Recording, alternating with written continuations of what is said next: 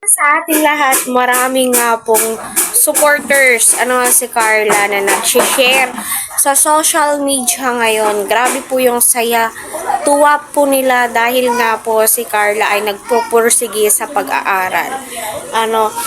Isa po to sa mga number one pinakagusto ng mga supporters, especially mga good Samaritan na mga sponsor na makikita mo na yung tinutulungan mo, porsigido, at may pangarap po talaga sa buhay. Kaya patuloy po natin suportahan si Kalingap Rob, Kuya Val, at buong team Kalingap. Marami pong salamat sa mga nag-subscribe na Team Edsy at Jomcar dito sa aking channel, Ika nga ni Kalingap Rob. Suportahan po natin bawat love team collaboration.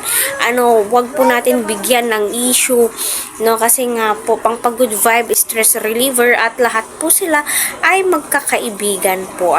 So siguro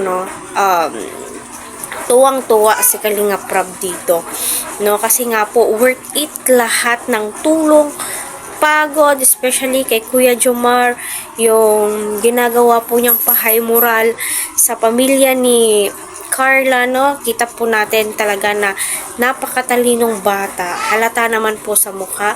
At until now, napaka-humble. Hindi po nagbabago si Carla. At good news, siya na po yung susunod na papabahayan. Dalawa po yun, Kasi dalawa po yung pabahay na ginagawa ngayon, Hoping and praying po talaga,